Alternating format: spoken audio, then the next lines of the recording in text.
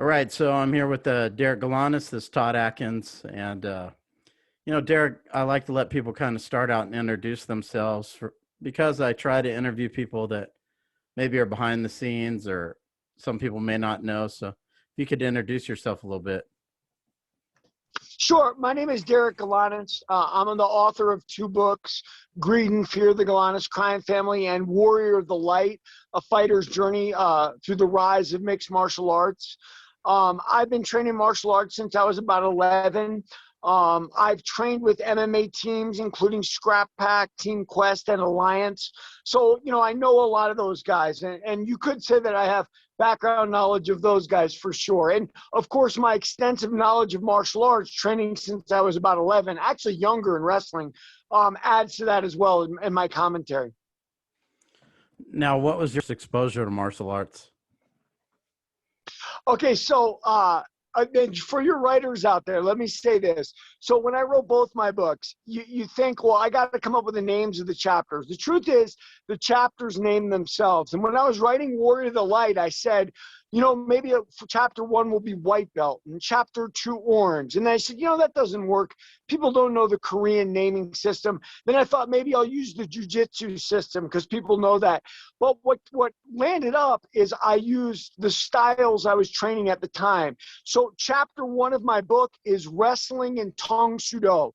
And that's where I cut my teeth in martial arts for probably my first 20 years with both of those. I can give you history of both if you'd like. No, not necessarily. You don't have to give a history because I know that'd be kind of long-winded, but maybe you could describe some of the techniques that you gained from doing both that you felt were maybe instrumental or things that left a big impression on you from those two arts. Sure, I can. So, everybody knows wrestling and everybody knows what an important base it is for MMA. I regretfully can tell you that didn't really carry over for me. I don't know why. I mean, I can tell you that I was mainly a head thrower in high school wrestling. I went to SCSU to be on their nascent wrestling team, and it didn't stick. I got caught up in college and other things, but that's all in Warrior of the Light. I had a lot of street fighting then too, which actually comes in handy with MMA. But Tang Soo Do, probably some of your listeners are saying, well, what the heck is Tang Soo Do? Okay, so for the layman, think Taekwondo.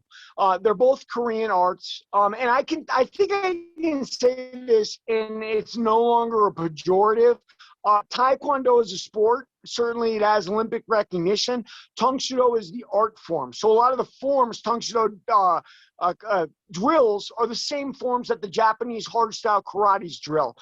Does that matter in a combat sports context? No, I'm going to say no. I'm going to say Taekwondo and Tang Soo Do are the same. And by the way, in the intro of my book, and I'll elaborate on this if you want to, because I think it's interesting, I make kind of a claim. And I make the claim that a lot of people don't realize that Anderson Silva is actually a Taekwondo fighter at its roots.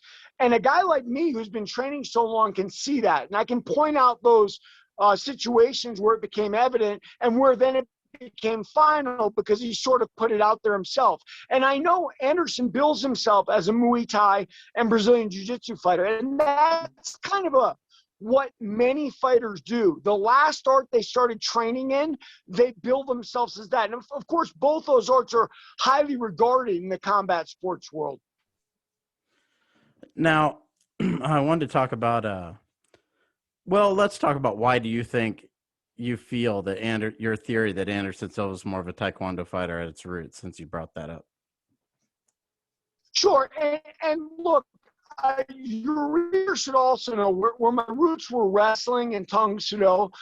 My next martial art was kickboxing. I had a short kickboxing career, and then I trained Muay Thai, authentic Muay Thai in New York with Koban, who's well regarded in that world. And of course, years later, when I left prison, I got involved in MMA. And I realized how my stand-up was light years ahead of those guys, not just because of the kickboxing and Muay Thai competition, but also because of the traditional arts. But if you look at Anderson, he has almost laser-like precision with his targeting. That type of laser-like precision generally comes from kicking and punching the air. In Muay Thai and boxing, you strike a lot of pads, you strike a lot of bags. And by the way, I'm not saying that's bad. You need that work because the fight that you're engaging in, the combat sport, is going to be grueling. And those strikes to a bag help you deal with the conditioning for that. But if you're talking about precision, kicking the air, punching the air. And by the way, boxing coaches may not talk about it, but it's one of the reasons they like shadow. It works the muscles differently, but in addition, shadow makes you more precise. You don't have the thud of the bag getting in the way of your precision. And for Anderson, let's look at a couple of his fights because I think it's important. So he fought Vitor Belfort, defending his middleweight title. Knocked him out with the teep to the jaw. What is a teep? Thai fighters will tell you a teep is a foot jab. Well, whereas many people might not understand foot jab, everybody understands that boxing, the jab is the most important punch. And it sets everything up, sets up combinations, distance. But the thing that's important about it too is that it's not a power punch. So by definition, by how the Thais translate teep, it is not a power punch. It's not meant to knock people out. You'll see Thais teep to the face occasionally, but it's rare. And when Anderson did it with that laser-like precision, it was reminiscent of a traditional front kick. And it was my first clue. I said, okay, this guy's trained traditional martial arts. So then I started researching Anderson, and I went back to his Cage Warrior promotion. And he fought Tony the Freak Fricklin, and he knocked him out with an elbow. And I can see people going, yeah, well, an elbow is a Muay Thai technique. Yeah, it is if it's slashing, up, or even spinning. But what Anderson did is he put his arm across his body, and he stabbed it right into Fricklin's face. That is a technique from traditional Korean arts. I would point all the listeners out to also, when Anderson wins a fight, or this is how it used to be, he hasn't won a lot of fights lately, but he would posture in the ring like he was doing a technique or a form. I know Thais do a dance, but that wasn't it. But look, if you're not convinced, I'll point this last thing out to you. When he beat Nick Diaz, he was subsequently flagged for performance-enhancing drugs. He didn't say he was going to go to Lumpini Stadium in Thailand. He didn't say he was going to go to Abu Dhabi and do jiu-jitsu. By the way, both places would have been really easy for him to get away with performance-enhancing drugs there. No, he said, I'm going to go to the Olympics for Brazil in the sport of Taekwondo. If that doesn't tell you what Anderson's roots are, I don't know what will. Now, you brought up prison. So let's kind of talk about your family's ties to organized crime, as you brought up, I believe, in your first book. Sure. Yeah, so my father's big scam, and I think I can safely say it was parodied in the movie American Hustle. He was rebuilding the boardwalk in Atlantic City. And if any of you have seen Boardwalk Empire with Nookie Thompson, you see Atlantic City in its heyday. Well, my father's deal, and it was really brilliant in its inception, was to put that boardwalk back together. Because Atlantic City really, with the gambling, had become sort of a sordid ghetto. Yeah, well, if you're going to do business in Atlantic City in that era, you were paying the Philadelphia crime family. And my father was paying Angelo Bruno permission for that deal. Years later, he was busted on that deal, and he was in prison with a prisoner by the name of Rosario Gambino. And I grew up in San Diego with my brother Jason, and the two Gambino kids, Tony and Tommy, were in Los Angeles. And both our fathers impressed upon us the need to work together to achieve our ends and forward our businesses. And that's what we did for years together.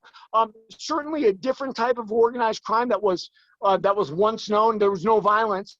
It was mainly financial scams. And you'll find the latest Gambino bust in New York was a financial scam, something to do with milking a company for workman's comp or something like that. But yeah, that's where that nexus was. My father's deal in Atlantic City, and then later when I grew up with the Gambino kids. Now, what was your father's name?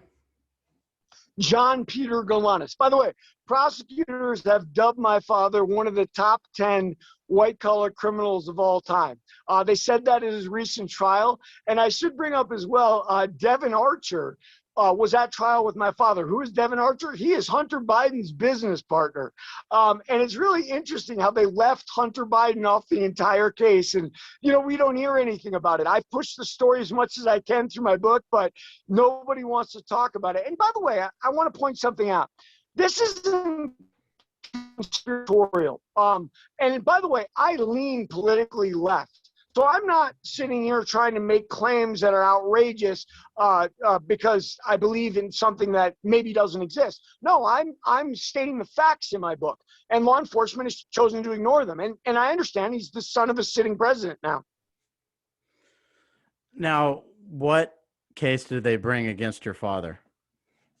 So my father and I and my two brothers, Jason and Jared, were all charged on a financial fraud called Drova Financial. It was a stock manipulation. If there was something special about it, because those are done every day, it was on the New York Stock Exchange. How was it on the New York Stock Exchange? It's because it started as a SPAC. And SPACs are very popular today, special purpose acquisition companies. What they are effectively is shells that are born to be shells, and then businesses are put in afterwards.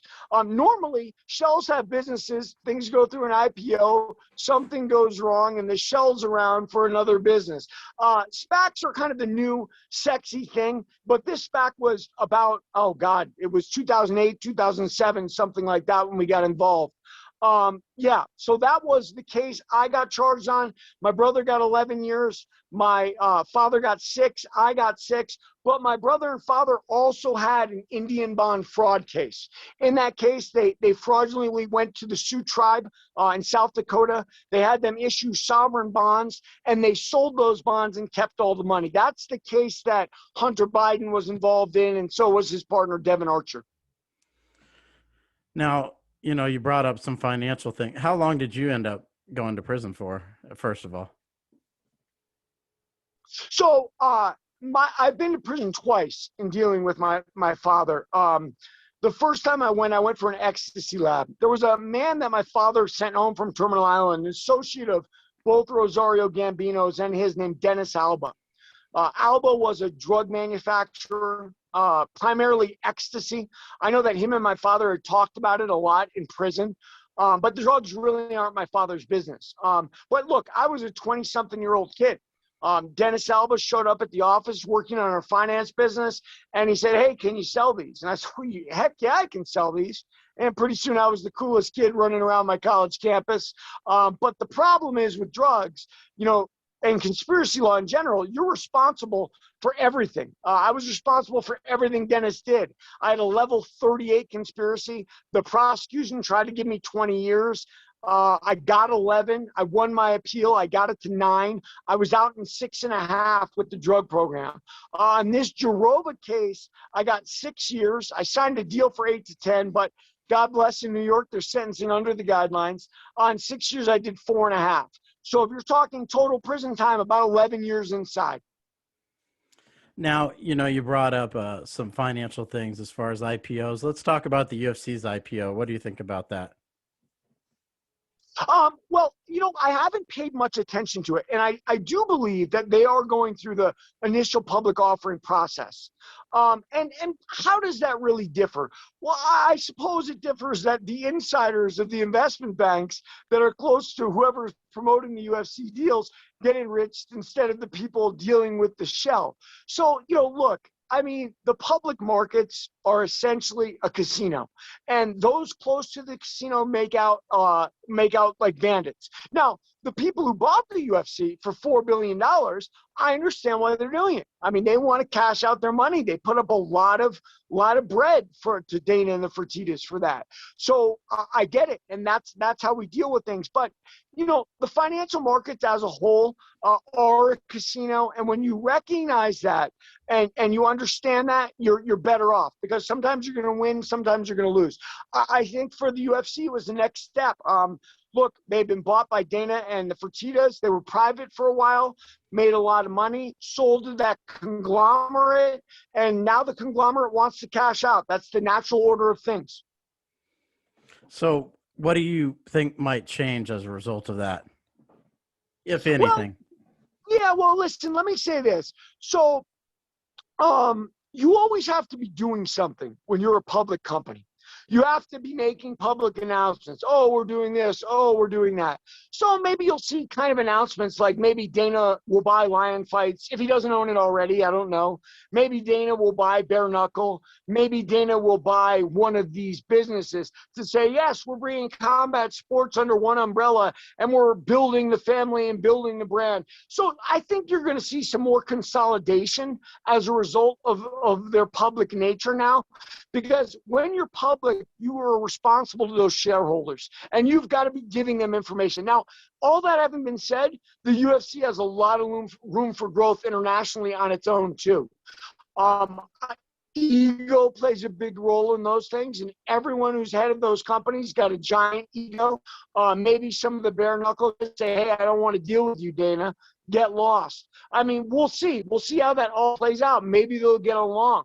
I know Scott Coker took a $13 million payout for the Strikeforce promotion that the UFC bought way back. I remember how it happened, too. Strikeforce put on a heavyweight tournament, and they had the creme de la creme in the world in that heavyweight tournament. I mean, there was Bigfoot, there was Fedor. Give me some more names. There were the best heavyweight, Josh Barnett, I believe. And the UFC, embarrassingly, had almost nothing. So how did Dana rectify that? Dana said, I got to buy these guys. That's it. They can't have the best heavyweight division of the world. We're the premier organization. And I want you to think about this because it's important. Strikeforce Nexus was two places: San Jose, Northern California, the Bay Area, and St. Louis, Missouri, where he picked up Tyrone Woodley. Other than that, that was where they put on their shows pretty much, and that's it. And it's amazing with the connectivity we have today that you can build a world brand out of that. And look, now he's doing, I don't know what he's doing with Bellator. He's doing a lot of old fighters coming back, which to me is cool. I still want to fight, and I'm 48 years old, so I get it. You may need to turn on a light. I think we're starting to lose a view of you. All right, hang on one sec. Yeah.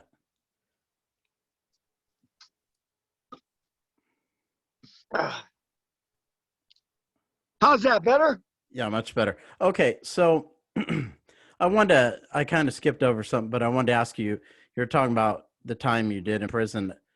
Where was like the first place that you went that they sent you to?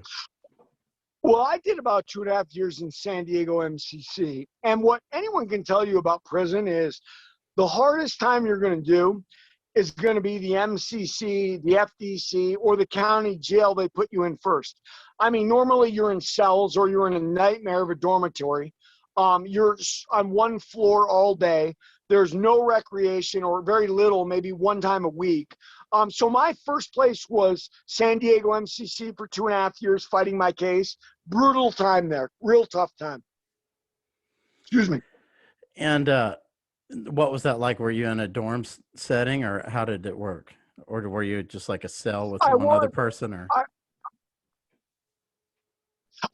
they had cell floors, but they used those primarily for extremely violent people and also older inmates on a different floor. So the rest of us, we got to be in dormitories. And, it's tough. San Diego's a border city. So you not only have the immigration cases, because those guys all go to federal prison too, you have the drug war. So it just becomes a real nightmare of a place to do time.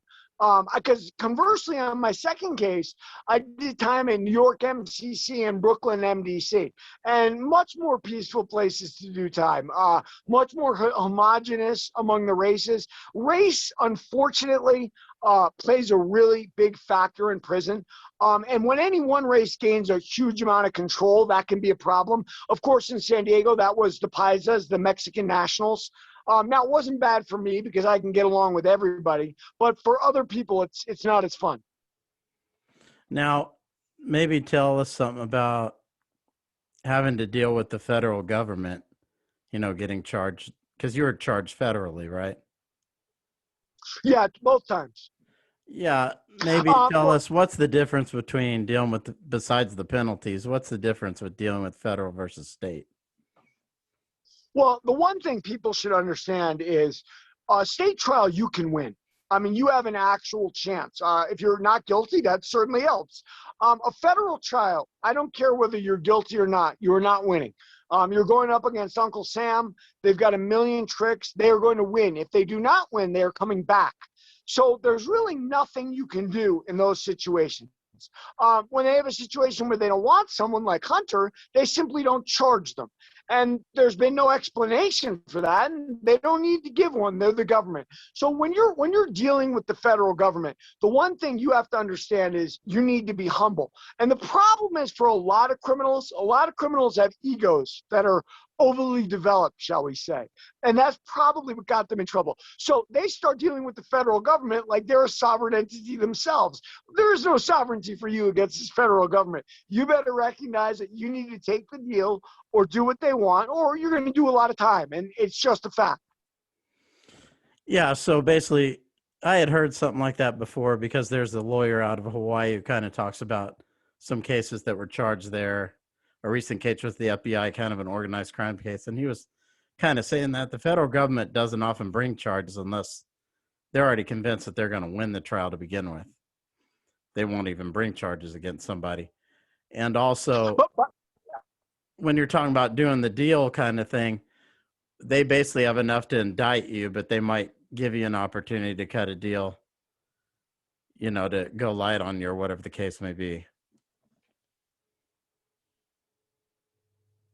Right, and a lot of that depends on where you are. I mean, for instance, God bless, my second case was in New York, the financial capital of the world. So our deal, our $20 million Jarova scam, was no big deal for them. They see it all the time, and they gave me a sentence under the guidelines. I signed for 8 to 10, I got 6, God bless. But if you were in, let's say, Iowa, for instance, I can tell you this. The worst place to get caught for a drug crime is Iowa. They got 2 federal judges. I think one of them is named Linda Reed, and I've seen her just destroy kids' lives. They think the guidelines are literal. They don't take in consideration anything but you violated a crime. So where you catch a case is very dependent on the result. In San Diego, and because my case was tied to the Gambinos, they were very hard on me. My federal prosecutor, a guy by the name of Todd Robinson, threw the book at me. And the DEA agents pulled a lot of shady stuff. They invaded my mom's house. I wrote about this all in Greed and Fear. And as punishment today, Todd Robinson is a federal judge in San Diego. Nothing happens to those people. They move with impunity. And try to imagine this. Let's say the cops caught the DEA in my mom's house. What would happen to them? I'll tell you what happened. They say, Derek, we'll drop your charges down. We'll give you probation. Don't worry about it. So they never get in trouble, no matter what happens. My best advice to anyone facing federal problems is plea out real quick, unless you know the president real well. I mean, Steve Bannon did great. He got a pardon beforehand. So, yeah, that's how it is. I have a question. Actually, there's a recent case here where I grew up, Broken Arrow, Oklahoma. There's just on Tuesday, there were 2 adult males found murdered at a park where there's never that kind of thing happens. And they arrested a person of interest, I believe, Friday. But even today, Sunday, we still don't know who the 2 people are. And we still don't know who they arrested. This is the FBI that did this. Why is it? The state, you probably would have known who those people were maybe the next day or 2 days after. Why have we not heard anything based on your experience? Well, you've already said it, Todd. The feds, before they charge you, they've already got you convicted. Their evidence is so compelling against you, you're through. So what they're dealing with, I'm sure, is we want to wrap this thing up in a bow before we even release the names of who these people are. And by the way, in cases like that, murder cases, it could be a lot of things, I know. But a lot of times it's crimes of passion. A lot of times the people know each other. If it's not the case, if it was a random killing, it's still something out of the ordinary. So I'm sure what they're doing is they're tying up their loose ends, making sure they've got the case and all of the people in the case, and then they'll let us know. Excuse me. Yeah, that's interesting how they go about it. Why does the state do it differently, you think? Lack of resources. The state can't afford to sit around and investigate things ad nauseum. and make sure there were no mistakes. I mean, the state is on a much tighter budget, and that's really what it comes down to. One thing you should know about all FBI and DEA agents, too, is they all got four-year college degrees. So you're talking about a different level of official investigating things, too. Now, sometimes that works to an advantage and sometimes disadvantage, and everybody knows the difference in that. Look, the old sergeant major is usually smarter than the buck new lieutenant. But yeah, that's the reason. Okay, so let's kind of talk about, was Greed and Fear the first book you wrote? It was. Okay, so was that something you were thinking about while you were in prison, or something you just kind of after you got out you decided to do? Well, okay, look, I as soon as I was indicted again, I started my wheels turning that I'm going to write a book. Now, my father and brother and me, we've been committing crimes together for decades. I mean, that's why it's called the Galanis Crime Family. My father and brother took the lion's share of the proceeds, and I took the lion's share of the prison time.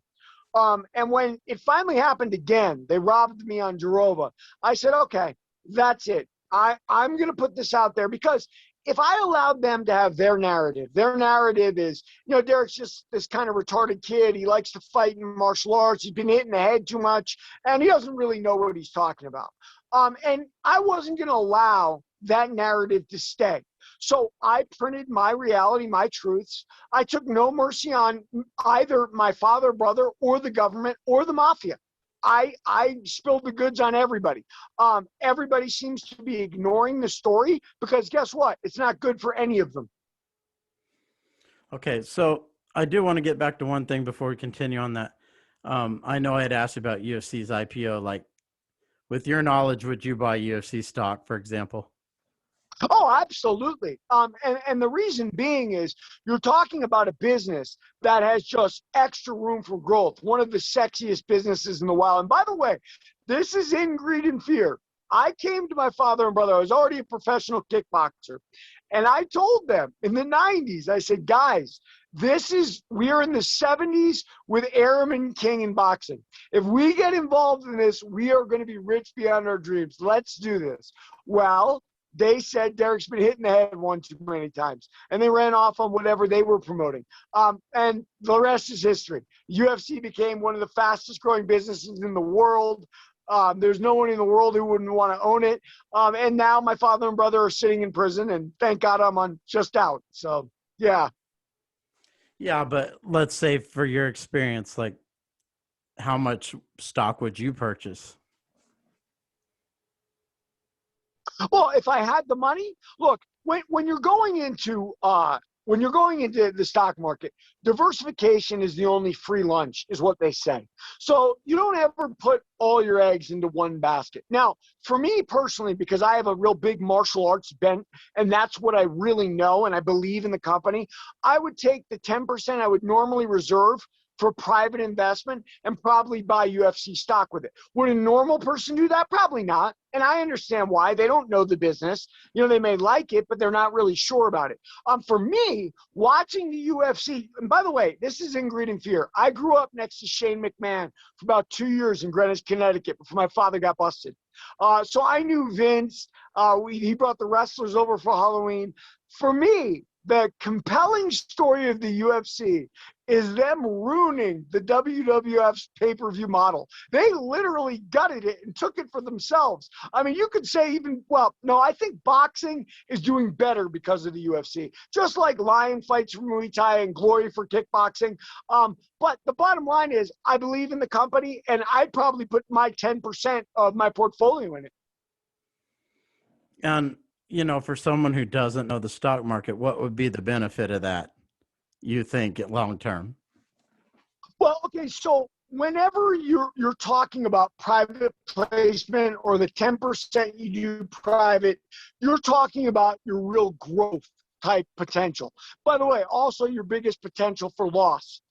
My belief is the UFC has got all that growth potential with less potential for loss. I mean, unless we get some crazy politician who suddenly outlaws something, the UFC is going to be the funnest thing around for the foreseeable future. And like I said, I really think Dana is going to start consolidating the rest of them. He's already done it. I mean, Lion Fights and a bunch of those others are on Fight Pass, if I'm not mistaken. Weekend, which is his streaming channel. So, I see the future for them as being really bright. For me, it's worth 10% of my portfolio. For someone else, look, it's not a blue chip yet. I think it's gonna be. I would certainly invest in it. I mean, there's nothing more I can say about it, and it's all good. Okay, so let's kind of talk about your kickboxing because you brought that up. When did you Sure. first start getting in as kind of like a competitive kickboxer? Okay, so I left high school wrestling and I went on to SDSU to wrestle.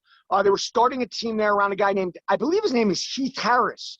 And I believe right now he's working for One FC over there in Singapore.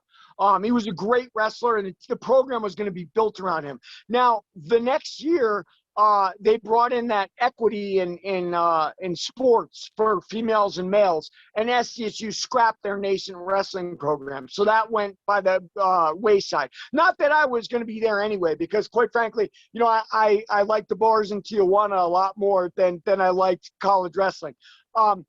But that's a thing about athletics. You may be a star in high school, and I was at my high school, but then you get into college and you see where the real work is. And maybe it's not college for you. I'll tell you this.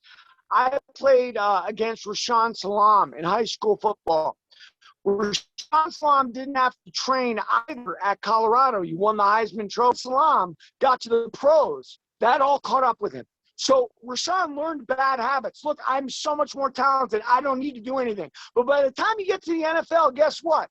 That doesn't work for anybody. Okay, going back, when wrestling died for me, I went back to Tung Sudo, which was now known as Subakdo. I got my black belt or midnight blue, but we won't go down that road, in England in 1995, I believe. And when I came back to the United States, there was a quote-unquote supposed, and we can go into this, Muay Thai instructor at the Y. And Muay Thai in those days, especially in Southern California, almost didn't exist. So I was done with traditional martial arts immediately. I went to the class. I saw we could kick Thai pads. I saw, oh, this is awesome. When can you get me a fight? Guy said, I can get you a fight next month. I said, next month? Let's do it. So I had my first professional kickboxing bout with about 2 months of training in Tijuana, Mexico. And they matched me against a kid named Pete Dickinson. Pete Dickinson had 20 fights, and he was a U.S. champion in the United States. Now, technically, Pete was an amateur kickboxer in the United States. In Mexico, we fought pro. But, the truth of the matter is, in that time, it was the same thing. There was no headgear. There was no shin guards. The reason they called it amateur was because it allowed the promoters not to pay the commission as much money. But for all intents and purposes, in the 90s and 80s, amateur kickboxing was professional kickboxing. And needless to say, although I rocked him a few times with a spin back kick and an uppercut, Pete eventually ate my lunch. And how did he eat my lunch? Leg kicks. I didn't know how to check them. I didn't know how to deliver them. I mean, I was a traditional martial artist. And that was my first introduction to the rough world of kickboxing. Now, I was being as someone from Oklahoma near Tulsa, and also living in Hawaii as long as I did, kickboxing, obviously you had some legend guys who were well known in kickboxing, Dale Apollo Cook, who's still here in Tulsa, and then Dennis Alexio, who's, I think, behind bars right now. What were your impressions of those two guys? So Alexio was the star of something called full contact kickboxing. And what it was an American bastardization of American boxing and traditional martial arts kicks. The problem was it wasn't very fan friendly. And Alexio did his best to make himself the ambassador of that sport. And look, he was a good-looking guy. He was exciting. He could relate to people, kind of like a proto-Chuck Liddell. The problem for Alexio was that full contact or above-the-waist kickboxing never really caught on. I mean, I watched it through all those years. I was a Tung Sudo practitioner as a kid. I was watching Bad Brad Hansen, Jerry, Rob Salazar, Rick Rufus was fighting super middleweight back then, if you can believe it. But that style never really caught on. And I know that Alexio tried to convert to low kicks with a fight against Stan Longinidis in Australia. And Longinidis is half Greek like me. Actually, I think he's full Greek. And he knocked Alexio out. Look, and by the way, so I'm glad you brought that up because it parallels my fight with Pete Dickerson. For the first minute and a half of that fight, I looked like a killer. Spin back kicks and round kicks. They looked sharp because my style is Tong Sho. My kicking was good, just like Anderson's. But the leg kicks silenced me. Why? Because when you're dealing with leg kicks, if you don't know how to check them and you don't know how to deliver them, they're going to be let's say the decider in the fight. And for Alexio, that happened against Longinidis. For me, that happened against Dickerson. And the world sort of decided that they liked leg kicks better than full contact. And it's really a shame because, Alexio really could have been one of the first big stars. He could have been exactly like Chuck Liddell, but, that sport never caught on. I loved him, though. I watched him. I did know some people that said he eventually got ran out of Hawaii. Alexio, like most fighters, had personal demons. I mean, most people in the fight game do, whether that's chemical or whatever it is. I also know that Alexio fought a guy who I did a podcast about recently named Jeff Gibson. And Jeff Gibson was one of those frauds of kickboxing. And I don't know if we have time for this, but I can just tell you real quickly.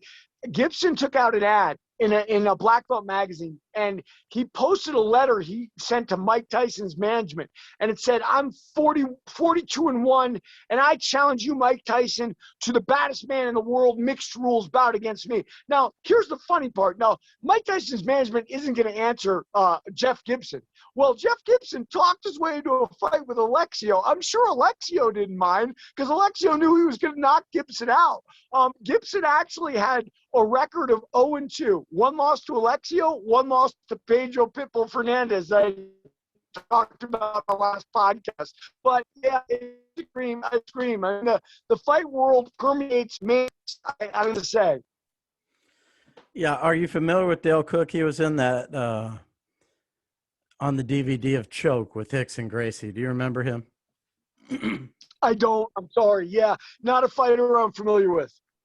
Yeah, he did. He had a lot of kickboxing bouts as well, and he used to, have kickboxing matches here. He still has a gym here. The same video that's featured, the same gym that's featured in Choke. He's still around. So if you ever watch Choke, you'll see him. He's pretty prominent in that DVD. But okay. I wanted to ask you, because you were into kickboxing in the 90s as this UFC is coming on. When did you see that first one? So when did I see the first UFC? Yes. Oh, okay. So we all know the first UFC was 1993. And I should let people know I was a red belt, which is the equivalent of brown in Tong Sho at the time. I loved it like everybody else. I said, oh my God, this is incredible. Look at Hoist. Look at Chemo. Look at, I got all the new guys. Keith Hackney was one of my favorites. But truthfully, there was no place to train UFC back then or MMA. And it wasn't even known as MMA. That was more like no holds barred back then. So I loved it. I said, wow, I want to get involved in this. But, there was no place to train it. And regionally, martial arts are often like that. I also love Kyoku Shinkai Karate. And I desperately wanted to train that, but there was none of that in San Diego either. A lot of times the result and what we become as a martial artist is what is available to us. Now, thank God, because of that first UFC, look what's available today. There was no boxing anywhere when I was a kid. I became a huge fan, but couldn't box. Now, if you're a kid anywhere, you can box. Why? Because of the success of the UFC. So what did you take away from it? I know you loved it, but as a person who, people that are into the sport, or into competing, training, they don't look at things the same way a fan does. A fan will look at fighting and say, oh, that guy got knocked out or whatever. People that train or people that are really passionate about it don't look at fights that way. So when you're watching the UFC for the first time, what were you taking away from it as someone who was heavily training in the martial arts already? the first thing that I took away is that in the initial days, and we're talking the days well before Dana, I mean the first 5 years, is that it was one style against one style. And what that made for was enormous holes between the competitors. One of my favorite guys was Keith Hackney. Why?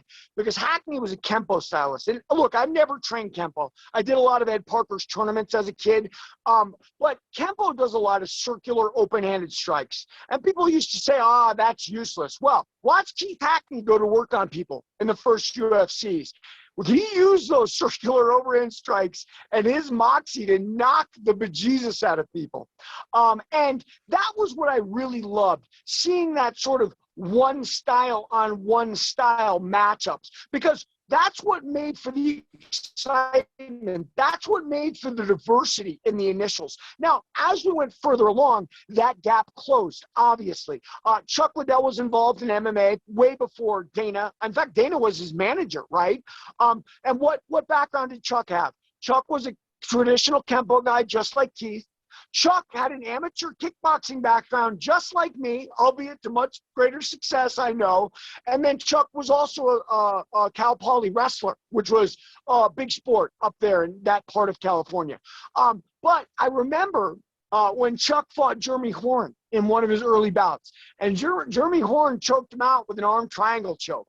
And Chuck said, look, man, I didn't even know what he was doing. And that represented the hole in Chuck's game. Even with 3 styles under his belt, there was that hole. And even today, when everybody pretty much knows everything, there's still those holes. It's so much, there's so many styles combining, and that's what made MMA leapfrog boxing so quickly. Look, we've had Marquis de Queensberry rules for 130 years in boxing. I mean, so much so that bare knuckles making a comeback, right? They're going back to that to keep it exciting.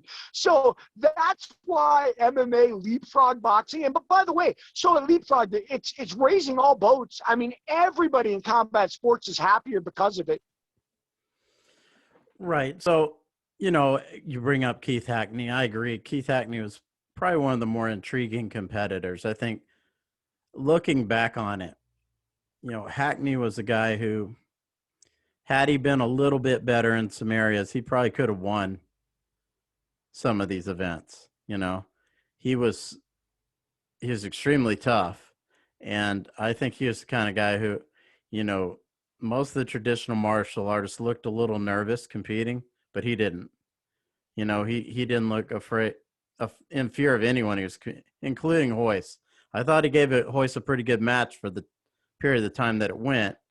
He just didn't know enough to beat him, but he kind of showed some flaws in Hoist's ability in that fight. There were a couple of times where he was able to avoid Hoist's takedown, land some shots. So he showed a little bit of that hole in their game. People didn't notice at the time, maybe. I think looking back on it, obviously. But he was like one of the first guys to show some holes in the Gracie style, because that match was probably a little bit harder than they anticipated it being. Without a doubt, Todd. Look, let me say this. UFC was created to showcase Brazilian Jiu-Jitsu. And God bless that they did, because now we have so much more martial arts out there. But if you look at Royce's technique in the first few, you see how far Brazilian Jiu-Jitsu has even come, because, Royce had his knees spread on full mount when he shouldn't have. He did things that white belts get admonished for today. But what was Royce's advantage? Nobody knew what he was doing. What was Pete Dickinson's advantage against me when I was kickboxing him in Tijuana? I had no idea how to defend leg kicks. Most of those guys had no idea what Royce was going to do. The same thing Chuck Liddell said about Jeremy Horn when he choked him out with an arm triangle. Now, as people figured out what Royce was doing, Royce sort of stepped away from the sport, which was perfect timing. He had served his purpose for his family and for everything else. And by the way, I can't say enough. I'm going on a tangent here, but Brazilian Jiu-Jitsu for me has become sort of like wrestling was in the Agora in ancient Greece. If you were a good wrestler, you got more political power. people listen to you like, wow, because the Greeks valued the full man. And what Brazilian Jiu-Jitsu has done, by the way, it came from judo. So the Brazilians took judo, made into Brazilian Jiu-Jitsu, which doesn't resemble judo at all, terrible takedowns, and they created the biggest innovation in martial arts in the last 100 years. And a lot's gone on in 100 years in the martial arts.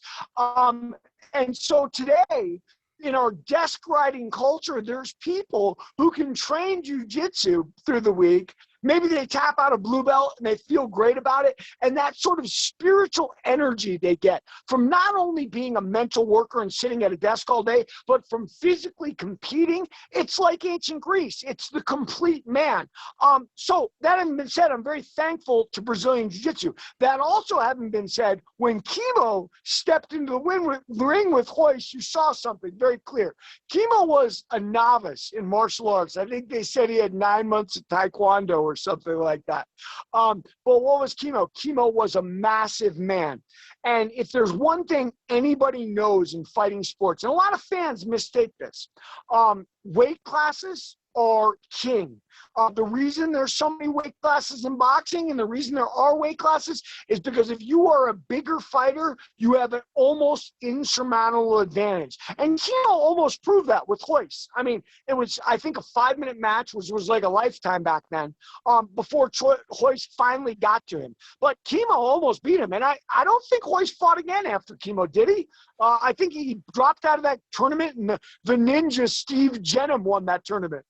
Yeah, I mean, I'll mention some of that. The reason I brought up Hackney in UFC 4, I know the Chemo fight was in UFC 3, but I kind of agree with you. Hackney showed some of the holes. Chemo, I felt the fight was more because of his physicality and because of the pace. Royce was trying to get him down, trying, and I felt the pace is really what gave Royce problems. It wasn't that Chemo was beating him up necessarily. Hackney exposed some holes early in the fight. Royce tried to shoot on him.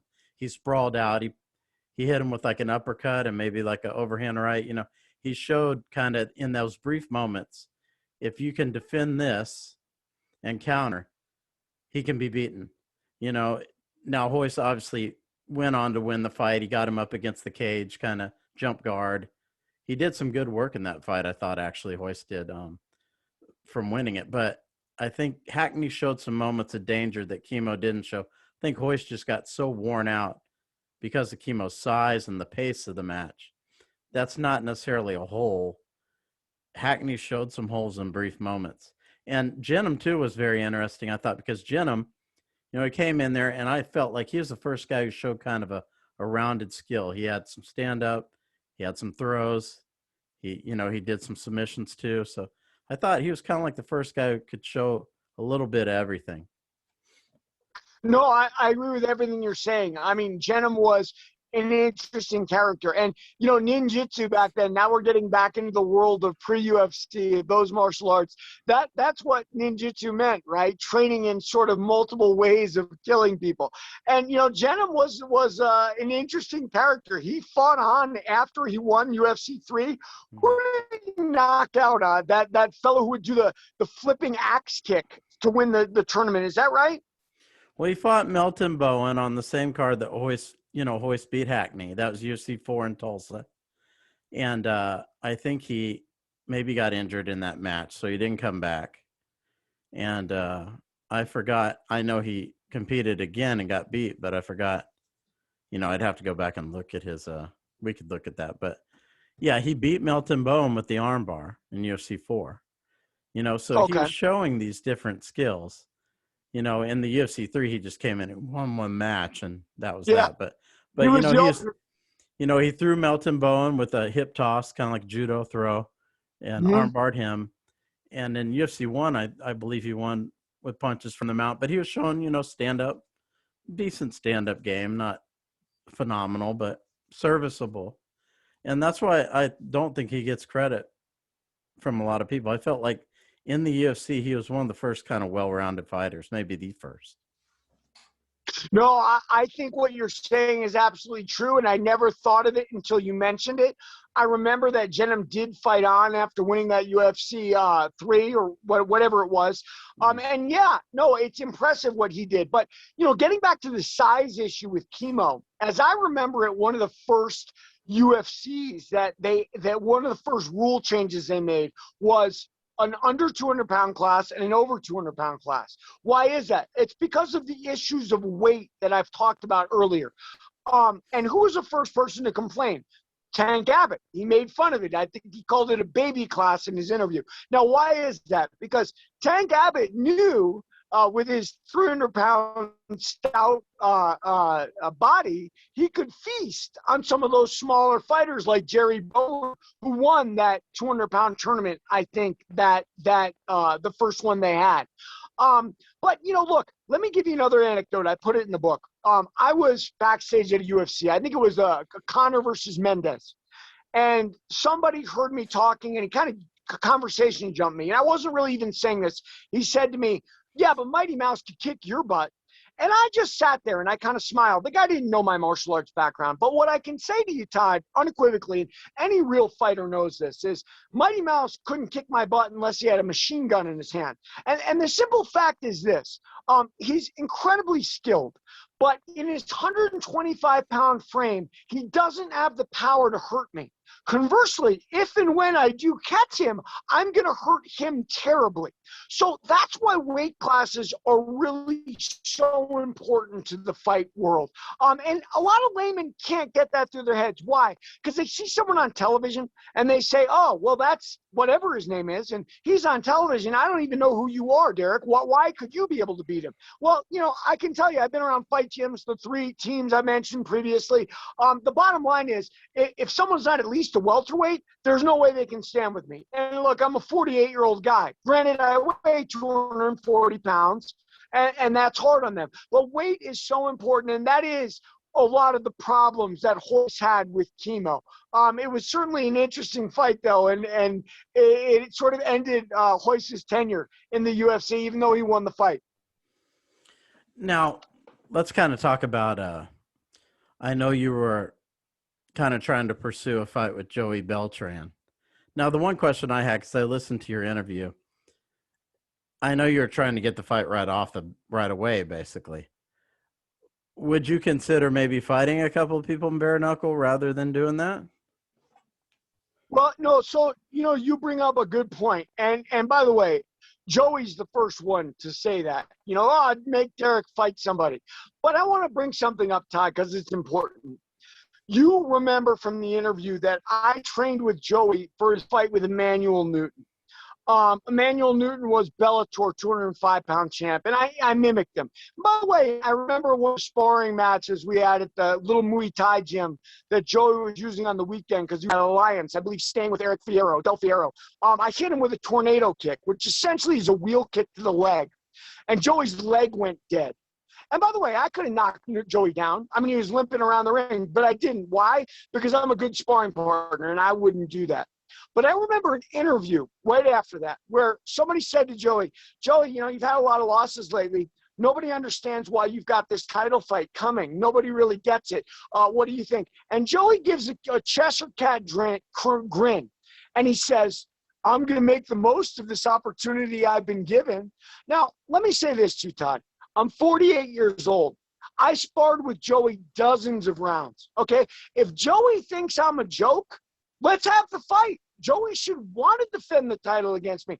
I don't have time to get in line and fight a bunch of guys. And by the way, my experience in the fight game and combat sports in general is what we do. And what does Dana White do to fighters like that? When you're a Bellator champion, what does Dana White do? He mismatches you. Remember, who was it? Eddie Alvarez, who eventually, by the way, became UFC champion, set him up in his first fight against Donald Cerrone. Eddie's a short, little, stout wrestler guy. Cerrone was exactly the type of mismatch that would have Alvarez lose. Dana loves to take champions from other organizations, get them beat down, lower their ego, lower their asking price, and then have them win fights. To me, I feel like them saying, hey, fight somebody else first. Like, hey, guys, look, fighting's all marketing. Did Jake Paul fight a bunch of people? No. I mean, look, I've been fighting in martial arts my whole life. Now you want to tell me to get back in line? Here's the thing, Todd, that really, really irks me. Bare Knuckle has been back for a short time. You're talking about the top contenders here have 1 or 2 fights.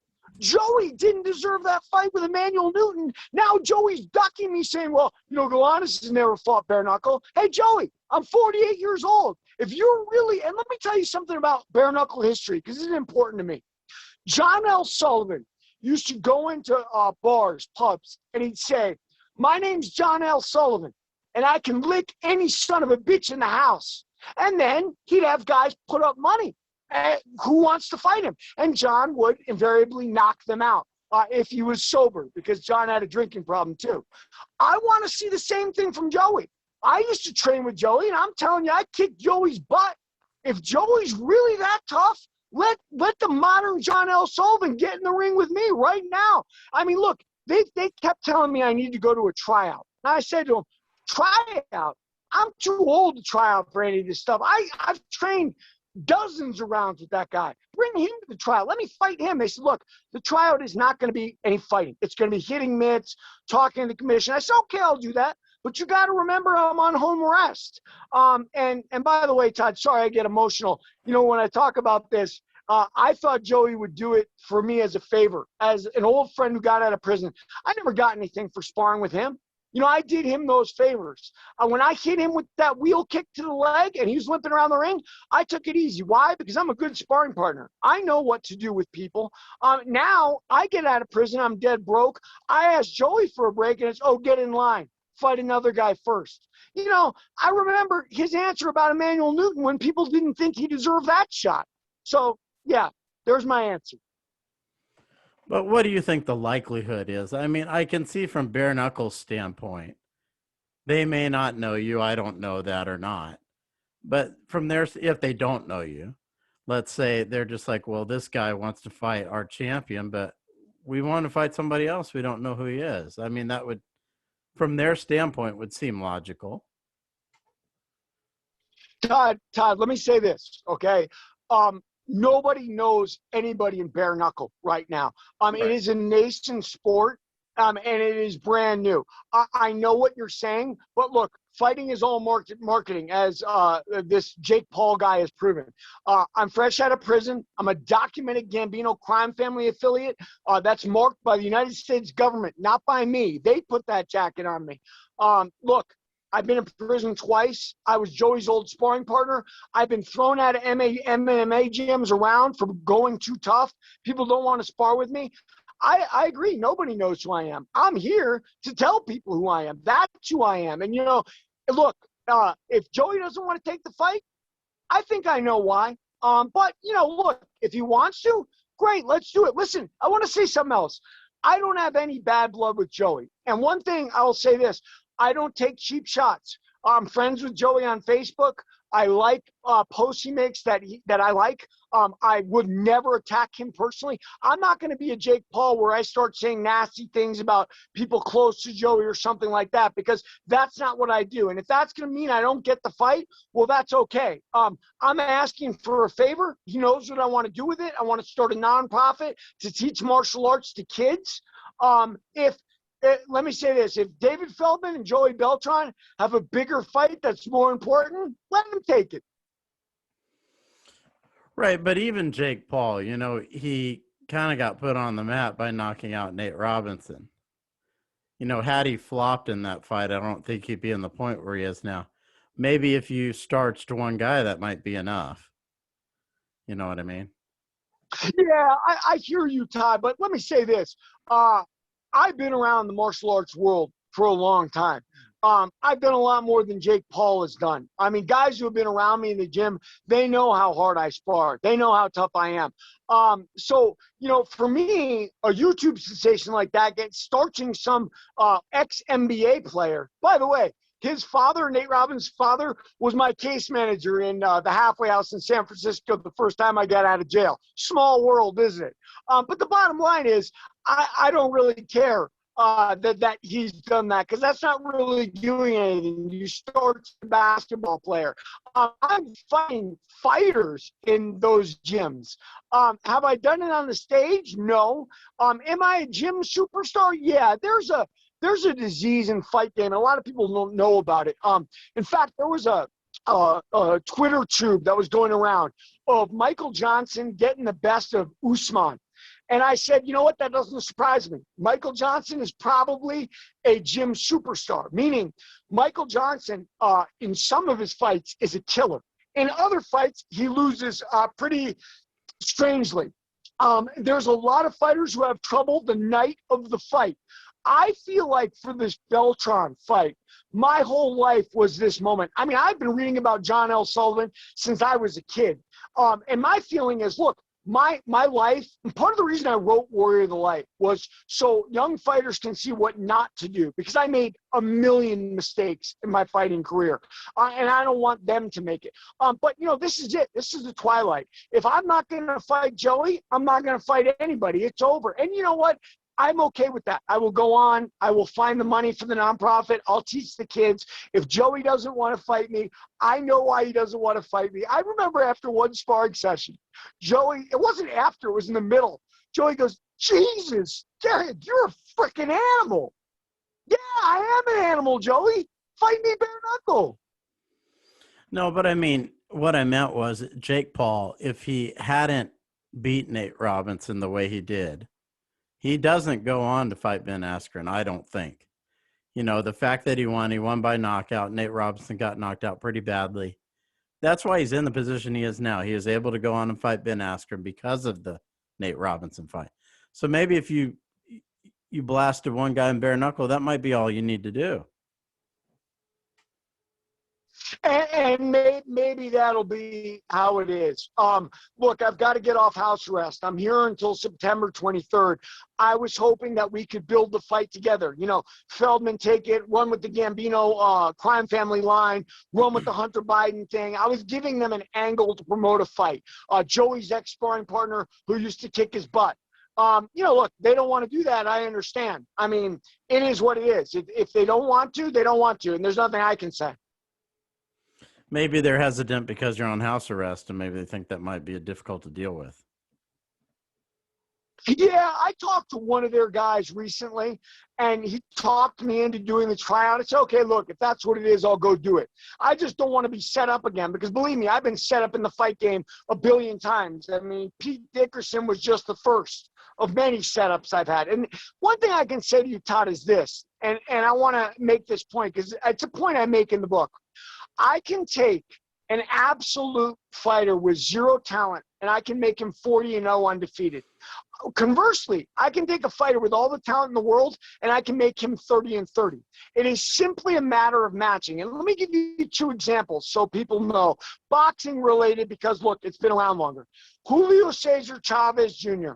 had very little talent on the upper level. A different style, didn't work, but they matched him accordingly, to the point where he almost knocked out the lineal middleweight champion of the world. He was very close to winning that fight with Sergio Martinez.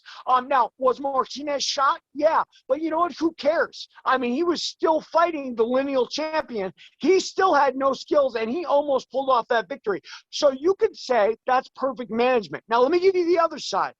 Bert Cooper, the guy who looked exactly like Mike Tyson, the guy who everybody said was a shitty journeyman. He was the guy who had Holyfield out on his feet. Cooper finished his career something like 30-30. He just, you know, he didn't have the promotional push behind him like Tyson did. Unless you have people moving you properly, taking care of you in the fight game, it's not going to happen. I have had my career torn apart. And because of that, I'm sitting here now saying, hey, Joey, let's do this. You know who I am. You know how I can fight. Let's go. I mean, do I have the best record? No. You know the reasons. Read the book. It's right there. But I don't have time to, fight a bunch of guys to get to Joey Beltran. I'm willing to fight Joey Beltran right now. And hopefully it happens. Maybe it will, maybe it won't. Stranger things have happened to the world. And if it doesn't, I'm perfectly fine with that. So let's kind of talk about bare knuckle, since it seems like you're interested in that. I know seems to be kind of rising. I was paying a lot of attention to it when they had Paulie Malignaggi because I thought, wow, this is a big deal.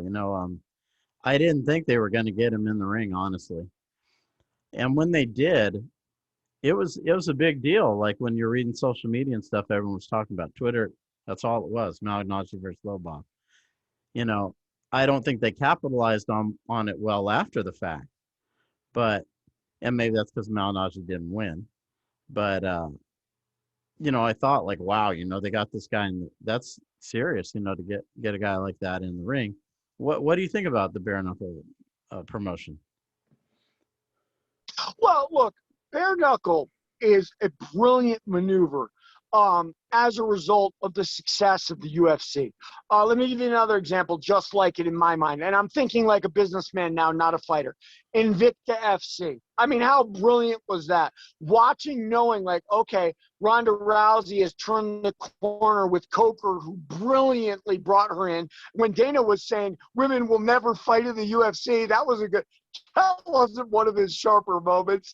But bare knuckle is a result of that. Feldman seems to be a very serious guy with all the right connections. And he's running it in a very serious manner. Probably the reason he's taking my challenge so lightly and throwing it aside. What do I think of actual bare knuckle fighting? Well, I'll be honest with you, Todd, I'm a brawler. And like you saw the interview, I love that style of fighting. Street fights, for me, they're quickly decided because there is no pad in between you and the fist. And I think bringing back bare knuckle was a brilliant marketing move at the right time. I can't say enough about the ingenuity of Feldman to get it going. And it's exciting as all get out. For me, look, I love jiu-jitsu. I've already told you that.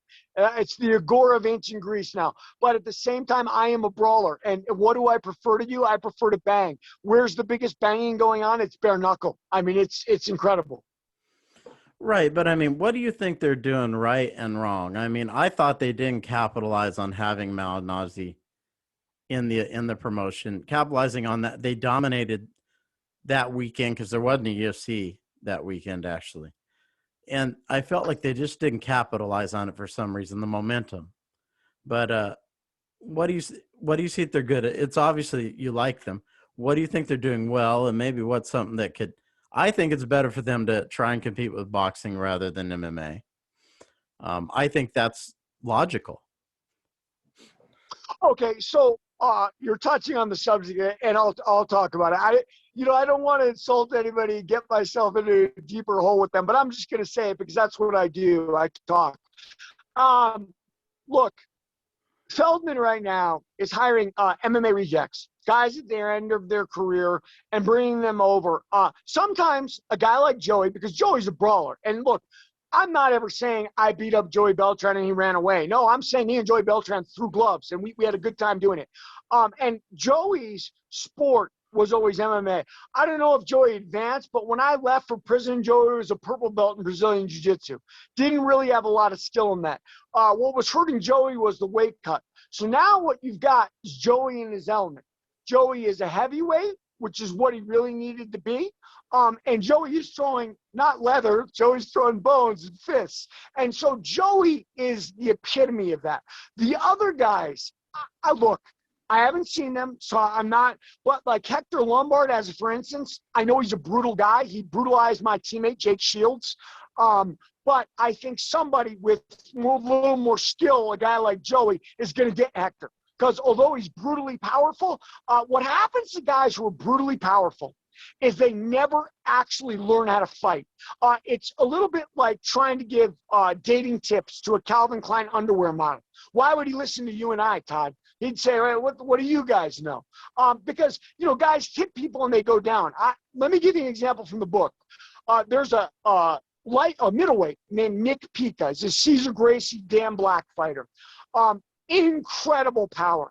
But because he had incredible power, he absolutely never learned how to actually fight stand-up. Great jiu-jitsu guy, great wrestler. And finally, someone in Bellator knocked him out. He never fought MMA again. It is a shame. But listen, I've been around a long time. It's hard to teach people with power how to actually fight. Joey learned how to actually fight before he got there. He is a great, tenacious boxer. I think what bare knuckle needs to do is analyze the MMA fighters they're bringing in. I know that who's the pretty girl they brought in? Paige Van Zandt. I know Paige is a gutsy girl, but probably bare knuckle was not the place for her. Diesel, Joe Riggs is doing pretty good, and maybe he'll do all right. But I don't see any of their MMA retreads being as good as Joey. Maybe Masvidal, when he finally gets there, will take it off. I know Masvidal cut his teeth on street fights, just like Kimbo. You can catch him on YouTube if you want. But yeah, that's what he is. He's got to look for people that actually have talent in that. And Joey was the perfect figurehead for that because bare knuckle is Joey. But Feldman's throwing a lot of money around at ex-MMA fighters for their names, not for their talent. Yeah, and I don't think that's the way to go. I think getting X names in boxing and getting them to cross over into that is the way to go. To try and compete with MMA when it's mostly a stand-up game, I don't think it's going to work. But if they could cross some of these boxers, whether it be Shannon Briggs or whoever, I know Shannon Briggs, he's a guy who had interest in it. But whoever they could get. Malignaggi, it's like everybody paid attention. I think even some of the mainstream media paid attention. And they wondered, like, wow, how did they get this guy to do that? To agree to fight this way in these rules. I think getting ex-boxers is the better way to go. But, MMA has names. I know they got Rachel Ostovich and Pearl Gonzalez. They decided to kind of go that route. But I really think it's trying to say, look, we're the new form of boxing. If you don't believe us, look at these boxers that are crossing over into our promotion. We're going to take over the boxing world because the boxing world's unorganized. I think that would be better. I think they failed to capitalize on the momentum they have with Paulie, and it was a big miss. Listen, I can't agree with you enough on the talent level because the talent level of actual boxing's a sport you learn over years. I mean, there's freaks like Deontay Wilder who have power that just learn a little bit, but you see those holes when he fought Fury. Yes, professional boxers would do great in Bitcoin. I will tell there's a lot of professional boxers I know that are pretty prima donna about their hands.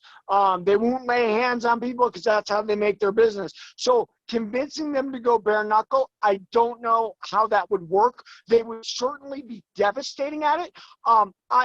Look, I think what Feldman is doing is saying, look, MMA is the grittier sport. MMA is the fast sport with the youngsters. So let me grab those people and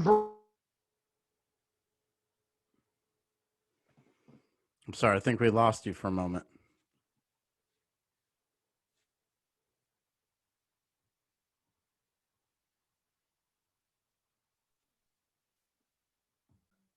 All right, we're back.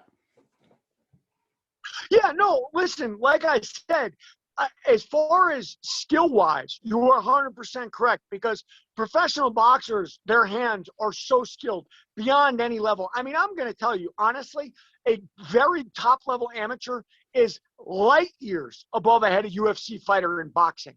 But because there's so many styles, they're able to get away with that.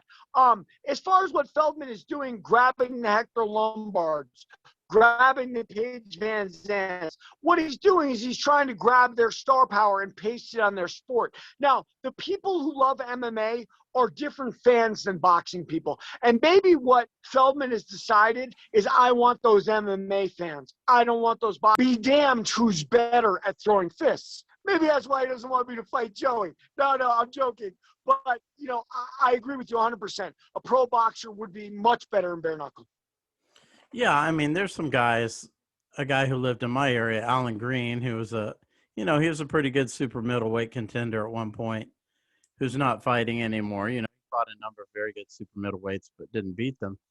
But he had some good wins. Someone like that could cross over into bare knuckle and have a big impact, or maybe some recently retired boxers. You know, you see Chavez Jr. fighting Anderson Silva. These are the fights that bare knuckle needed to get, and instead boxing is getting them.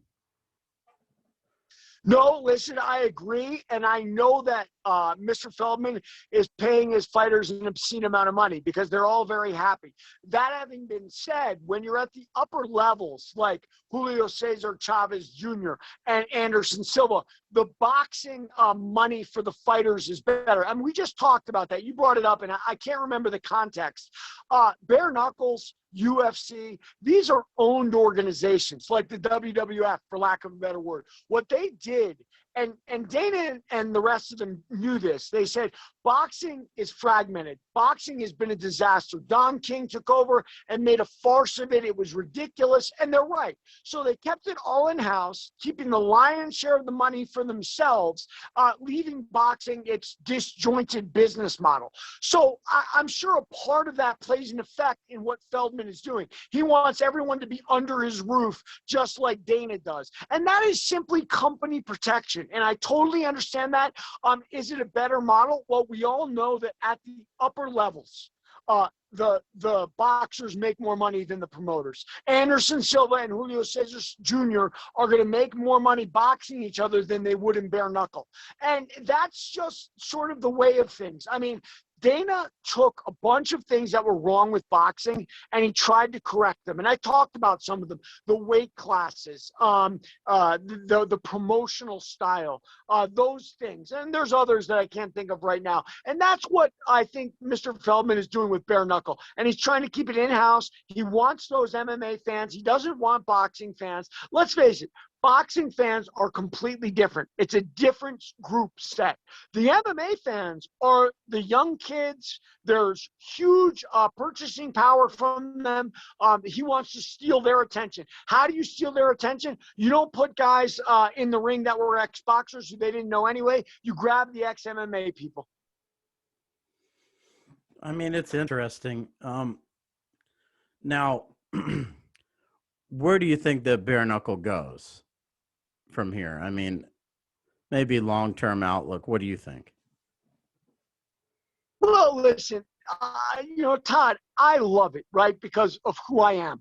I recognize that the rest of the world is not like me. I don't have a crystal ball. I mean, I remember when John McCain was calling UFC human cockfighting, and he got the cable stations to ban it, and it went straight to VHS tape. The first thing Dana did, and this goes back to what I was talking about that I had forgotten. First thing he did was hire Mark Ratner away from the Nevada State Athletic Commission, which may as well have been God in boxing, because that's where things go down there. And he had him as liaison to the commission. Now, did they come up with some stupid rules? Of course, because they're human and they're bureaucrats. The 12-9 or 12-9 whatever that 12-6 elbow. That really is ridiculous. Well, we can't have that because they might break each other's necks. Well, that's what bureaucrats and commissions do. But the happy news at the end of the day is he got it licensed. Now, look, let me say this for Mr. Feldman. He got bare knuckle licensed. I don't know how he did. I don't know if he hired a Ratner-like person. Maybe he started back east. I know he's out of Philadelphia. Maybe he winked and nodded at them and said, let's get this going like those guys out west did. And, who can blame him? Great idea. Where does it go from here? Yeah, I don't know. I mean, we're going to have to see. Do I love it? Do I think it should be great? Absolutely. But I understand that fans do not all think like me. The UFC is incredibly compelling. Why? Because of Brazilian Jiu-Jitsu. A lot of people don't like to get kicked and punched, but a lot of people like to roll and show off their belts at classes. So every one of those Jiu-Jitsu practitioners has a kindred spirit with the UFC on the weekends. And that is the biggest marketing push you could ever ask for. Bare knuckle ain't going to get that. Now, why do you think, I mean, Dana White has talked about going into boxing God knows how many times. Why do you think it's kind of faded, that talk? Look, boxing is a different business completely. And the skills and the tricks in those businesses are different. And Dana would have to deal completely outside his shell. Dana is used to calling the shots. Remember when he fought with Bobby Southworth on season 1 of The Ultimate Fighter, the thing that put him over the top, and he yelled at me, "Don't talk to me that way, Southworth."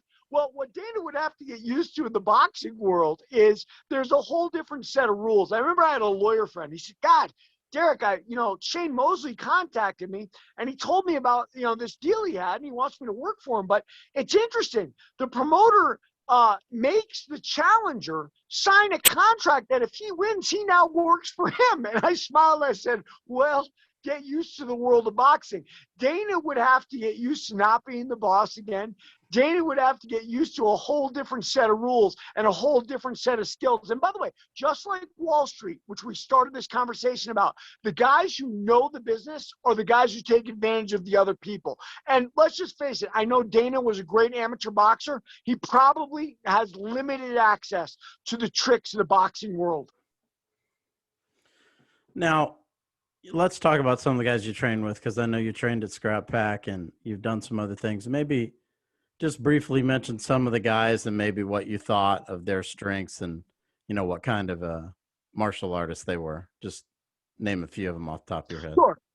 So when I trained with the Scrap Pack, I trained at El Nino Training Center, which was Gilbert Melendez's gym. The thing with Gil, and by the way, Gil is a brilliant analyst, a brilliant coach, and for his era, an incredible fighter. Mean double leg, mean ground and pound, tough as all get out. Now, that having been said, Gil had limitations like everybody has limitations, just like Chuck Liddell. Gil never learned how to check a leg kick. Why? It's interesting because Gil had Jung Sanan as his head coach. Jung Sanan was a Muay Thai world champion, the Lumpini Stadium world champion. Great Thai boxer, taught me so much. But I can tell you this, and this experience goes back to traditional martial arts. Sometimes it's difficult to teach somebody something that is so natural. With Thai boxers, they check kicks for so long, they forget to even be able to instruct you on exactly how to do it.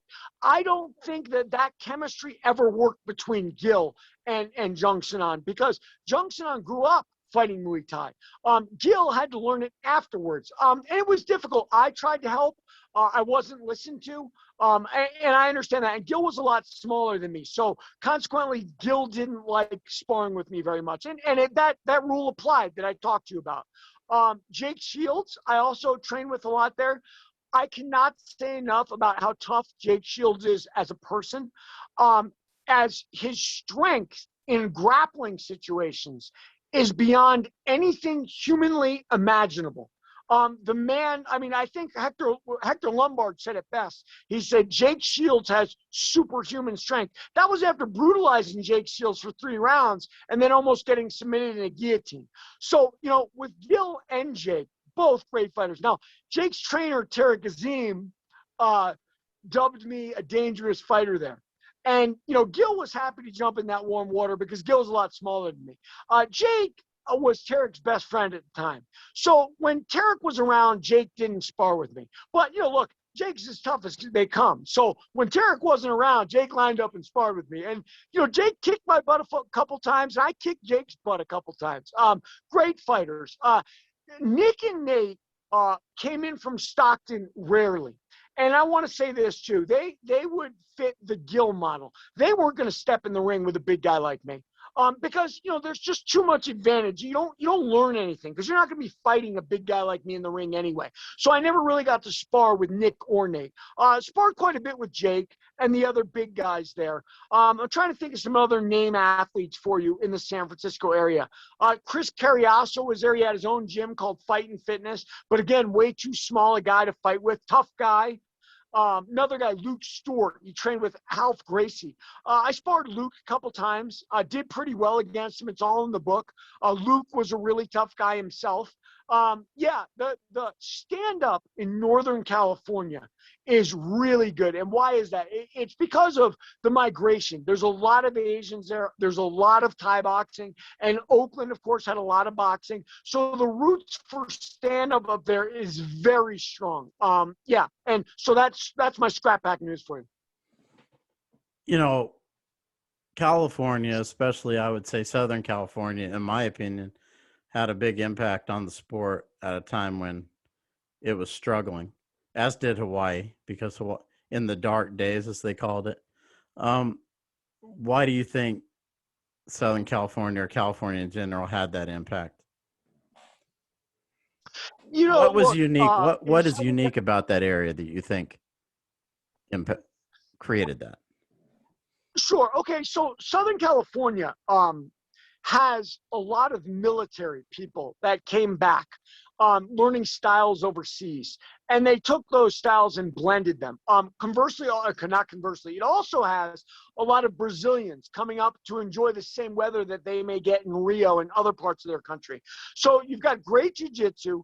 You've got a lot of ex-military guys, and what you have is a lot of innovation. Let me give you some of the greatest innovation in MMA that nobody's really replicated.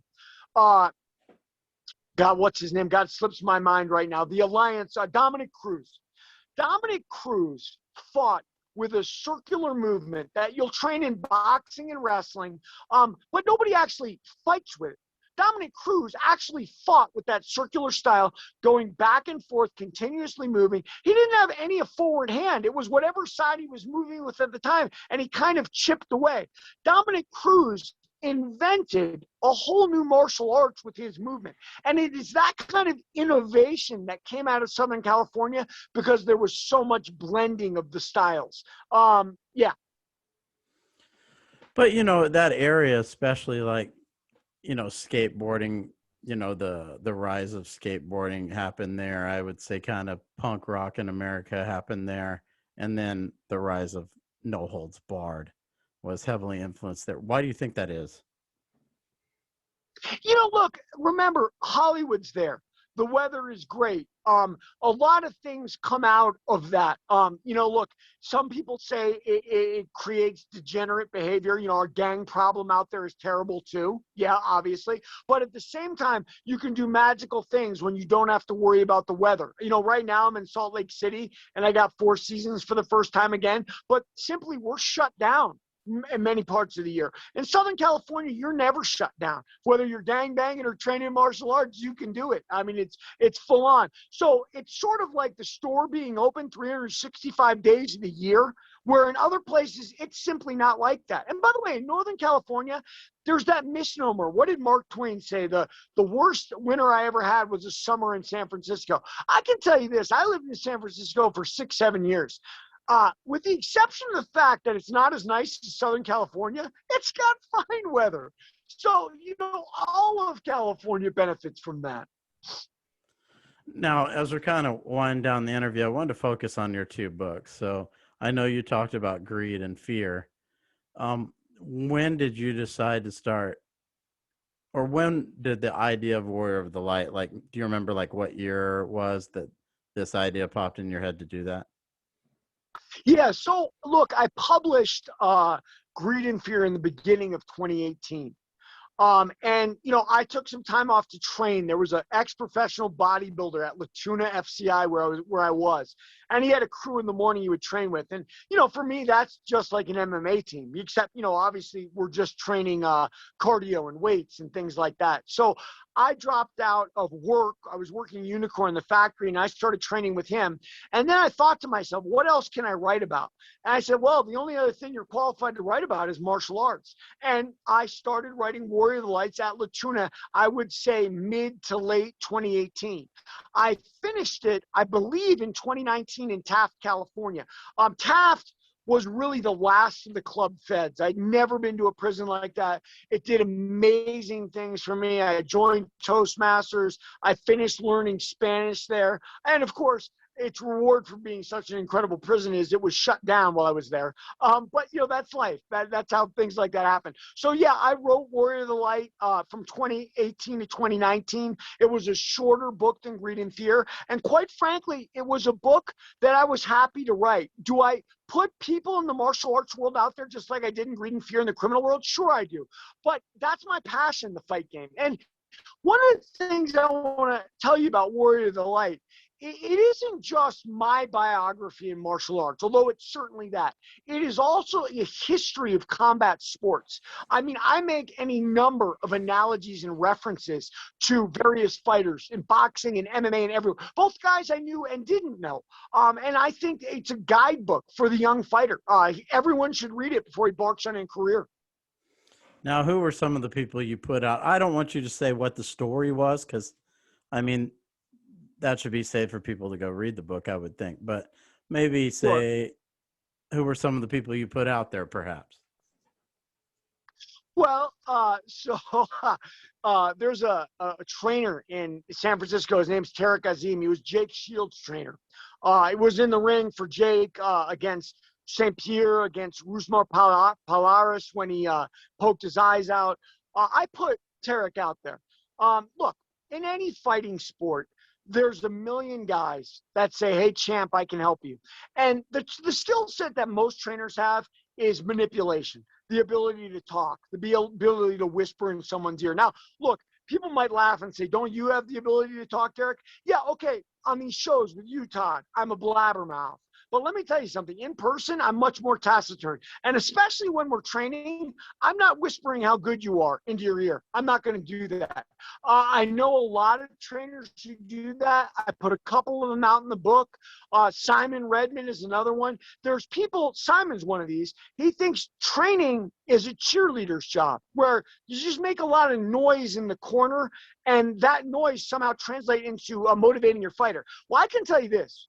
When I'm in the corner resting between battle, all I want to hear is what I'm doing right, what I'm doing wrong, what the other guy's doing, and maybe what I could do. By the way, that's a lot of stuff to do to recover and listen to. So all the antics of the screaming and the yelling, and I know some high-level trainers do that. Teddy Atlas is notorious for it. I think it's all garbage, man. I mean, I want to hear exactly what's going on in the ring, things I can't see because I'm in it. Hey, Joey's left hook is hitting you when you go in. Joey's check hook's hitting you. You got to watch that. That's the stuff I want to hear. And by the way, if you can't provide that information, you are garbage as a trainer. I don't need a cheerleader. And I put those guys out there. I put Tarek out there. I put Simon out there. You know, there's a lot of guys I put out there. And, you know, rightfully so. Those guys attacked me in my career. And you know what? Here's their sandwich right back. Okay, I didn't do anything then. I wrote the book. Enjoy. Now, let's kind of talk about, just before we wind down, are you still watching the sport as much as maybe you were, or are you kind of picking and choosing what you see? Are you paying attention to what's happening tonight, for example? So let me be honest, and I think a lot of fighters are like this. Guys who are actually fighters are not really rabid fans. Do I love the fights and do I watch them every weekend? Of course. Do I shell out for every pay-per-view? No, absolutely not. I'm not paying for Olivier Chandler. If Nate Diaz was still on the card, my scrap pack brother, I'd pay for it, but he's not. And so I'm not going to buy it. Do I love seeing fighters out there? Yeah, and there's little things that I like to see from my background, and the same thing I said about Anderson. And let me give you a couple examples from today's star world. Sugar Shane O'Malley and Conor McGregor have something in common that people don't talk about because people don't really understand it. Both those fighters move like traditional martial artists. Now, why is this special? We already talked about Dominic Cruz inventing a new type of movement, and that's what made him so powerful. Well, look, traditional martial artists move and stand differently. Most guys would say, okay, I want to do MMA. They might learn some boxing and Muay Thai, slam it together, and whatever sandwich works for them, and that's it.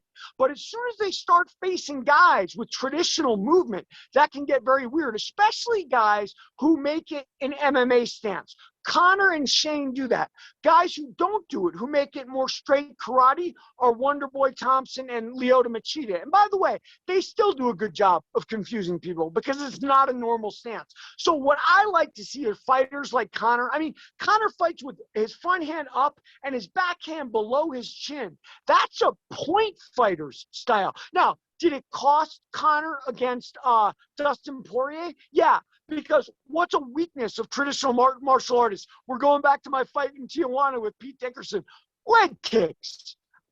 Dustin knew Connor's weakness. And by the way, I watched Poirier Connor 1 after Connor lost the second fight, and I noticed Poirier landed a slew of leg kicks in that 1 minute he survived before he got knocked out. So he already had the goods on Connor. And look, when you do things like that, when you work with traditional stances, though there are weaknesses and there are strengths. Sean O'Malley's exciting to watch. Someone's going to start leg kicking him. And by the way, I think that happened in his last fight when he lost. Someone neutralized him with leg kicks. Has to do with the traditional stance. Those are the guys I watch now, Todd. But don't you think also leg kicks? Let's talk about this because I mean it's kind of an ongoing discussion. I think MMA is kind of weird in that these techniques that have been around forever kind of have a run in MMA and then fizzle out. You know, the front kick to the face that Anderson Silva had, you see Machida do it, and then it kind of fizzles out. Then you have this leg kicking thing going on. I think MMA fighters in the striking are maybe mediocre. Some of them are good, but not to anything comparable to what you're seeing. Even the guys in one, where you're seeing some of these Muay Thai fighters, and these guys can kick each other's legs all day long. You don't see them limping after the first two or three, because most of those guys, even the ones that are fighting MMA, have been in Asia forever and have been training, traditional Muay Thai and things like that. I just think because MMA has so many holes in the stand-up that these techniques can have another life in MMA. No, listen, Todd, I couldn't agree more with you. But let's remember one thing about that in what you said, which is 100% true. It is the holes that MMA creates because there's so many styles going on at once that makes it exciting. That Connor can beat everybody up for a little while, but then Dustin figures out his leg kick weakness with traditional arts. That's what makes the sport so thrilling. Boxing is so homogenous because everybody is so skilled with what they're doing. Are MMA fighters mediocre? We already covered this. Look, the best amateur boxer would slay a UFC fighter in their boxing. And I talk about that in the book. There's an amateur boxer I brought to Scrap Pack to spar with my friend Carl Sumanatafa. Sumanatafa now is head sparring partner for Ngannou. I can tell you this, that amateur boxer heavyweight put a hurting on Sumanatafa. And by the way, he was an amateur, I think, with under 10 fights, still novice level, and Sumanatafa was on the verge of that Bellator contract. So, no, you're absolutely right. There's major holes. And by the way, the Muay Thai, too. I know we saw that girl recently last weekend, and she was incredibly exciting to watch with a couple knees, and more than the knees, she used that Muay Thai clinch style to use the takedowns. And I loved seeing that because that was the first time I really saw true Muay Thai being adapted to MMA. And for me, that was thrilling. But yeah, it's the holes that make the sport exciting. And by the way, those Muay Thai people have weaknesses just like Conor has weaknesses. And so the game goes round and round, and it's just never going to end because it's always going to be exciting like that. Yeah, I think the ties are still a very untapped resource in MMA. I know one is kind of getting some of them to dive into that a little bit. And Loma Lookboonmee, who you just brought up, is like the first Thai really to transition over to the UFC. And she's shown some interesting stuff. That was a tough fight because the other girl was kind of pushing her into the fence. I think that's an adjustment she's going to have to make because it nullified some of her game. Near the end of the fight, she was starting to turn that position where she was getting her back on the fence, but off the fence and putting her opponent. But I think that's where other people will try to nullify her so she can't clinch as effectively. But I think I agree with you. I think she's shown some real interesting stuff in her 2 fights. And Well, Ty, one thing, remember, her opponent was a killer. So she was not fighting a scrub there, right? She had a real tough fight. right. And I think she's very interesting because like these low leg kicks and stuff, those aren't going to work on her. If you brought in some of these guys from one like Rod Tong or, Y2K Fairtex, some of these guys that are fighting, the stuff wouldn't work on them. They would put a hurting on people. The right opponents, at least, they would put a hurting on. So, yeah, I think it's very interesting to see her in the UFC. Now, I know you Very mentioned Oliveira exciting. Chandler. I know you're not going to pay for it, but what do you think about the fight? I mean, it is an important fight. No, without a doubt. And look, I've seen those guys throughout their careers. Chandler was for a long time a wrestler that, I found his style boring. I know he's blossomed now. One of the reasons he's gotten the title fight. So I'm excited for him. He represents that example of a guy who Dana did not throw to the wolves like he did Eddie Alvarez or Ben Askren or any of the other ex-Bellator champions. So, good for him. He knocks out Dan Hooker, and now he's got a world championship bout. I mean, a lot of that has to do with Khabib retiring. But, one thing I want to cover before we go, Todd, because you brought it up, and I think it's really important. With Muay Thai, when you train Muay Thai, you essentially kickbox during sparring. And by the way, they spar really light. And MMA fighters, when they thought I was going too hard, were fond of screaming that at me. But I want to bring up a point that those guys weren't understanding. Muay Thai fighters have over 100 fights in their career. They're fighting literally twice a month. So there is no room for hard sparring. MMA fighters, it is a lot different. Unless your name is Jeremy Horn, you probably got 10 fights until you're in the top of the UFC, sometimes less. So hard sparring is a sorry necessity of the life. For me, I love it. Some guys don't like it.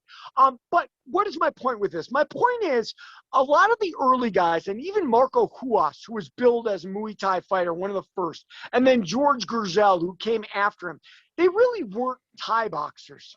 They were international rules kickboxer. What is that? The same thing I did with Dickinson and Tijuana. It's leg kick kickboxing. And you could see the hole in their game that they did not grab for the plume. They did not knee and elbow. And why not? Because in Thai boxing, you practice the elbows primarily on the back. You practice the knees with a partner, but you don't do it with pads. You get in plumes, you jockey for position for the plumes. So this means a lot of the people who train Muay Thai that are not actually Thai think kickboxing is Muay Thai, international rules, and it's not. And we've had a lot of that. This girl, I still can't say her name, sorry, who we brought up just a little while ago, that is real Muay Thai in there. And I am just so excited to see it finally. And by the way, if you want an example of the fact that people didn't know Muay Thai, remember Rich Franklin fighting Anderson Silva? George Gurzel, who was supposedly his Muay Thai coach, what was his explanation for not teaching Rich Franklin how to get out of the plume? Well, it's because George Gurzel didn't know how to get out of the plume himself. If you watch Gurzel fights, does a lot of low kicks just like Huas, and he's fighting international rules kickboxing. So, I'm just glad that we're getting pure Thai in the UFC now. Yeah, I mean, like I said, I think having those fighters, Pride kind of had that kind of an international mix. It had kind of that Olympic vibe that I think UFC is still missing a little bit. Now, some of that could be because of the travel and stuff that's going on. They can't maybe execute as they have a lot of great international fighters, but they can't mix it up maybe as much as they want to at this point. But having fighters like Loma or Hamza, Khabib before he left, mixing them up from these different locations, it creates a new, and it gives the American fighters something to see, because I think like the Dagestani wrestlers, for example, they're going to attack those techniques no matter who they go up against. They don't care how good a wrestler their opponent is. As to where in America, I think, okay, two guys are fighting, they're both wrestlers, it's going to be a stand-up fight for the whole fight. And so I think Yep. you're seeing different mentalities from the international fighters and also different techniques here and there, like we're seeing with Loma and some of the things Khabib was doing. Yeah, no, I agree with you. And let me tell you something. I mean, when I was with the Scrap Pack, I couldn't teach those guys anything. And the reason was I wasn't really in the inner circle. And me beating them up in sparring only made me further out of the inner circle, right? And I understand that now. I talked about that on my podcast with Peter, where, I understand being an old man beating up a UFC fighter isn't helpful to them because they need their fighter ego. But if you want to look at Nate Diaz and his best fight, I would say that was when he fought Michael Johnson. What happened during that camp? Joe Schilling was trying to make a conversion to MMA, and he went up and trained with the Diaz brothers. Suddenly, Nate Diaz was doing side kicks from the front to the leg, doing all these things you never saw the Diaz brothers do because they were pure boxing and jiu-jitsu. But, if some of these fighters could listen and see different techniques, I think that's great. I mean, you mentioned how things come and go. I remember the hook kick got really popular for a really short period of time and then went away. Some people still try spinning back hook kicks, which Rogan calls wheel kicks. I mean, whatever. The bottom line is I like to see the arts blend, and there's always going to be holes, and it's just going to get more and more exciting to me. Well, Derek, I appreciate you taking time to do this. I know we talked for a long time, but it's great speaking with you. And for people that are listening to this, where can they find your books at? Maybe some of the other things you're working with, and where could they follow you if they want to, learn more about you or follow some things you're doing? Sure, they can find me on Facebook.